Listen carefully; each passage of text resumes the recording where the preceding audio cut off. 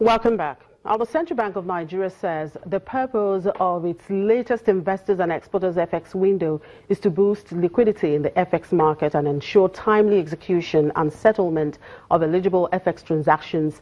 Based on the circular, the supply of FX to the window shall be through portfolio investors, exporters, authorized dealers, and other parties with foreign currencies to exchange to the naira. Now, the CBN is also stated as a market participant in the window. What would all of these mean for the domestic commodities market? I'm being joined by a research analyst at financial derivatives company, Bolanle Olutosin. Thank you very much for joining us, Bolanle. Now, investors and exporters window.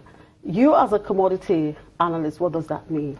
Okay, so first of all, the investors and exporters window is somewhat of a new venture for the CBN to kind of test the usefulness or the basis for having a flexible exchange rate. So it's almost like a tester for them, because we've always proposed having a flexible exchange rate because that's what a market economy should have, which is the most beneficial exchange rate regime that we should have.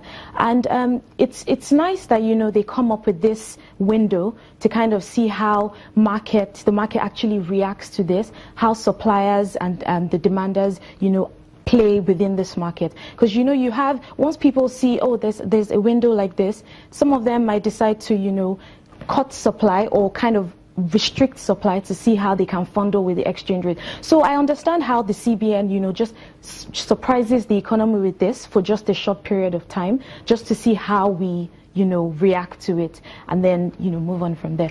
So what would this mean for domestic commodity prices? There's no direct relationship as at now, because with manufacturers, it's not just about having the dollar available, it's creating a low-cost environment for them. So all this does is just improves the dollar liquidity, but in the long run, we should see that from this, it creates a more adaptable environment for them to, operate in. Now, for most Nigerians, despite all the CBN's interventions, for them is to get into the market and find the prices, coming down. But it seems that the prices have refused to come down. Why is it so? As a manufacturer, you'll be more hesitant to reduce your prices than to increase them. And don't forget that the CBN interventions only started towards the end of Q1. So it's not that we see the impact of this immediately. And for some manufacturers, some of their goods were bought, a few months ago. So 2-3 months when exchange rate was still very high. So it's in their best interest to sell off, those goods that they bought at the high cost before, reducing their prices on future goods that they buy. All right, let's look at companies in the consumer goods sectors. Quite a number of them have released their results. We have Nigerian breweries, Unilever. So how much of this central bank's intervention affected the results they churned out? So Unilever, its profit after tax profits increased by about 54%, and for Nigerian breweries, it increased about 9%. Looking at the reports, we've seen that the impact of the CBN's intervention wasn't even direct. It might have come indirectly, but not a direct impact on their revenues or their profits. But what we saw was that Unilever in particular, they found a way to bring their costs down. They reduced their marketing cost, their overhead costs, and that really impacted on their revenue growth. Also, they were able to grow their revenue within the home and personal care effects by about 19% and 23% respectively. So these companies are trying to find ways to adjust within the economy, regardless of what the CBN is doing at the moment. So that's the impacts that we've seen in the market. And what is the outlook for domestic commodities? Well, we do expect that, regarding all these, interventions within the market, we do expect that positively the domestic prices will taper down towards the second half of 2017. All right, thank you very much for your time. Thank you. Bolanle Olutosin, research analyst with Financial Derivatives Company. Well, and let's quickly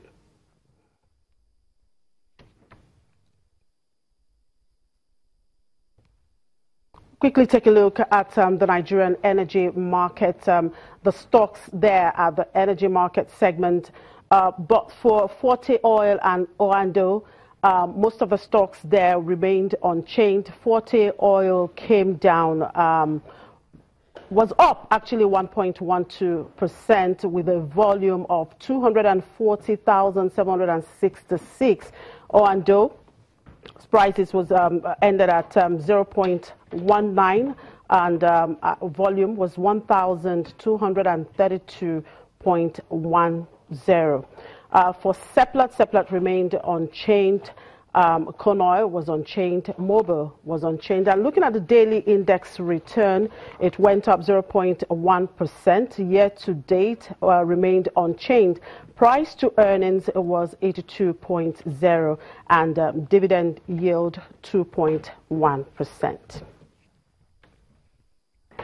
And for Nigeria to come out of its current recession, increasing productivity is set to be key. Productivity in this sense means achieving maximum capacity using minimal resources of time, money, labor, energy, sweat and materials. Let's talk more about this. A productivity expert, the President, Institute of Productivity and Business Innovation Management, Remy Dairo, joins me now. Thank you very much for joining us on the program. My pleasure. Well, I'll begin by asking, where is Nigeria currently in the productivity index? All right, looking at the productivity index, we're looking at the potential, the ability of the country to produce and all that. But I tell you, Nigeria has been in the potential level for so long. So I don't always want to talk about the potential capacity of Nigeria. I talk about Nigeria in the face of the globe. So I always look at the, I look at the global competitive index or, index, where Nigeria is put at 127th. Out of 138 countries, which is very that is quite low. Yeah. Very why do you think productivity is low in Nigeria? Yes, one of the factors is the environment of of business. Doing business in Nigeria is very tough, and so people succeeding or making things happen becomes so tough because the environment for productivity is not enhanced. But government, the case may be, registration policies, and then supporting ideas and making things happen. There's much to be done in that dimension because